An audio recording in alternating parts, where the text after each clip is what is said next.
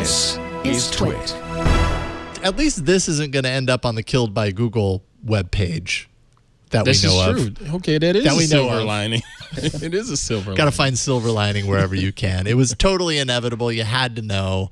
I feel like the second I saw the news break that Facebook was canceling its F8 developer conference, I felt like that the writing was on the wall. Right. If Facebook's willing to do it, why would a company like Google be like, no, we want to, potentially endanger all the people arriving to Shoreline in a couple of months? Of course, they're canceling it. Even if we were just going to give them free T-shirts when they got here. Yeah, totally. The free T-shirts would have been worth it.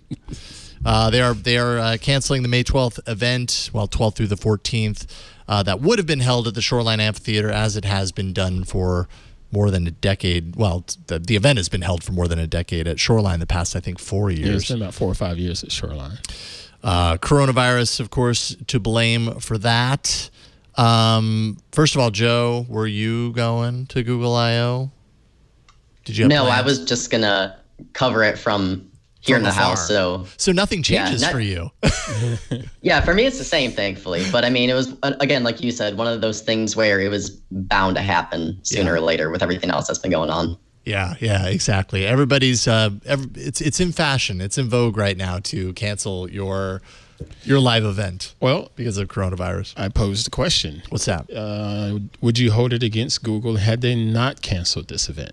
I personally, I would have. Yeah, I probably would have. Okay. If they had kept the event, I guess it really depends. If we get a month and a half down the line and we realize that it turns out to not be a big deal, this whole coronavirus thing, compared to where people feel like it's going, maybe not so much. But I would question Google's intentions and their thinking behind the scenes if all of these other companies are thinking about the health and safety of the people who would be attending this event, and they still decide, oh, well, we don't care. We're currently 2 months out, right? Yeah. So what if this had been April 1st instead of March 1st? And, then they said, okay, we can go ahead and put in a cancellation notice now. Would that be okay? Or is that too late? Yeah, you're right. I mean, however, at the same time, I just like throwing curveballs. Yeah, I appreciate it. People are planning travel. Right. They're buying plane tickets, non-refundable. That's right. People in the area around Shoreline, all of those, the local economy is being built up. I mean, it's the same story that we heard with Mobile World Congress and all of these other things. So I kind of feel like the sooner you do it, the better it is, like tearing off the Band-Aid earlier so that more problems don't come out of it. How do you feel about this, Joe? I mean, I think I agree with you too, because with the whole Mobile World Congress fiasco, I think, at least on Twitter, when that news broke, there was seemed to be a lack of communication from the GSMA about what was happening, and it was relatively soon before the event was supposed to take place. So I think Google wants to avoid any potential fallout and bad PR that we kind of saw. For the last minute, wasn't it? Yeah. So I mean, and it's the virus itself is in such an early stage, and there's so much we don't know that it's probably just better to be safe and not hold it, since there's probably a lot we're going to know in the next month or 2 months once I/O would have happened. Certainly, no question. There's also just the fact that Google already streams so much of I/O online. So of all of the events that I've seen, F8 would probably fall into this category too, though I definitely follow I/O much closer than I do F8. But Google does a great job of streaming these events, streaming these talks, really leaning into their YouTube presence for broadcasting everything that's happening at I/O. They've got their keynote that they're going to stream. So of all the events that are canceling right now, I/O seems like the prime candidate to do it and still be able to hold a virtual event that's very successful. Right, they're sort of used to it, essentially. Yeah, totally. Their system's kind of designed to be able to sustain that. I wondered about Facebook and its conference. I never really paid it much attention. I know with I/O, they'll have the keynote doing a live stream, and they do not necessarily the sessions that the developers are paying for, but they have all these other little things going on off to the side of the conversation with so-and-so that they'll have up on live stream or whatever. I don't recall Facebook having anything like that other than just their keynote. Their big keynote. Yeah, that's why I say, like, I haven't really followed it closely enough to know how wide their live streaming presence is on those events.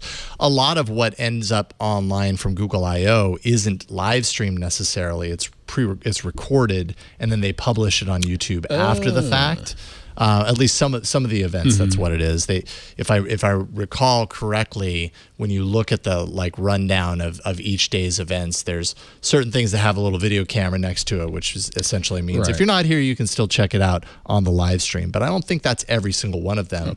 Maybe that changes. Maybe there won't be as many of these talks. Yeah, I mean, this is going to change the structure. And also doing it this far in advance, I think, is really responsible for a company like Google, because they've got their entire machinery working to create this event. I don't see why they would want to wait until the last minute to cancel it, because that's all of that effort going into creating this event that they suddenly pull the rug out. At least now they have a couple of months to say, all right, that's not happening anymore. How can we create a new experience that still satisfies the goals of what I/O would have been? Well, I think now the biggest question is we can now have these Google executives come here into the studio and sit totally chat. That'll right? totally happen. You lined that up, right? Well, I know I will certainly I will do my best, and I don't want to let you down. But it is a bummer. And you know, Hiroshi, if you ever want to come back on the show, we would love to have you, Hiroshi Lockheimer. Yeah, they have time now. They can just drive on. Yeah, totally. They have nothing better to do. Right. Now that I/O's done, their schedule's wide open, right? Totally. Related email, Dan wrote in, this is Google I/O 2020 in 2 emails. First email. I got my congratulations email today for the Google I/O lottery after years of trying. I was wondering if you have any tips for a first-time attendee. Looking forward to seeing you there. And then the second email today. Never mind. I just got the email that it was canceled. Maybe next year, since I won't have to go through the ticket lottery again, which is true. If you had a ticket this time, you don't have to go through the lottery next year. Sorry, Dan. Has that always been the case? If once you've been an attendee, you get sort of first dibs, if you will? No, I think this is a make good for the fact that people had bought their ticket. They're getting a full refund. Oh, okay. And now also next year they won't have to enter the lottery. Cool. They can just kind of get in. That's good. They'll still have to pay for the ticket, as far as I know, but they won't have to lottery it. So yay. So you will still be busy, Joe. I'm sure there will be plenty for you to cover and everything. It'll just be a little different. I'll still be typing away. Yeah. I mean, you would imagine, I'm sure, that Google's probably still going to have what would have been the keynote. They're still going to have like a live event, I would guess. Would you agree, Joe? Yeah. Yeah, I mean, the announcements usually that we cover the new beta version for Android 11 this year, and it's usually software focused. Last year there was the Pixel 3a, and maybe we get the 4a this year, but again, that's still stuff that you can pretty much cover just through a live stream and then get review units if you need to go hands-on with it. So from a coverage standpoint and what we're going to learn from it, I don't think that side of things is going to really change too much for most people. Yeah. Yeah, and that's kind of part of the bigger question that that I keep hearing people pose, which is, is this the year where all of the organizations that are creating these events and the companies that are going there, is this the year where they are forced to see what it's like if we don't have these events? And do we come out the other end going, well, actually, maybe we don't need to do that anymore. Right. Like, why do we do that? We could just do this instead. And Postmortem says, we could save a lot of cash on this now. Totally. Could happen. I don't know. But Google has basically made the promise here by saying, hey, you have first dibs on tickets in 2021. So they're making some sort of a commitment there. Yeah, that's true. But you sort of allude to these things sort of going away, whether it's Mobile World Congress and so forth. But I still think it has to be mentioned that these are pretty good networking events too. Right. Yeah, that's a big part of it. You know, a lot of people go to these things to see the keynote and see what's going on, but there's other people that are really interested in going out there trying to expand their business and their reach, if you will, and partnerships and stuff. So, yep. I don't want to see these things go away just from that standpoint. No, I don't either. I'm going to miss my IO friends and my IO fun. That's where you and I met for the first time. Ah, that's right. Reunited.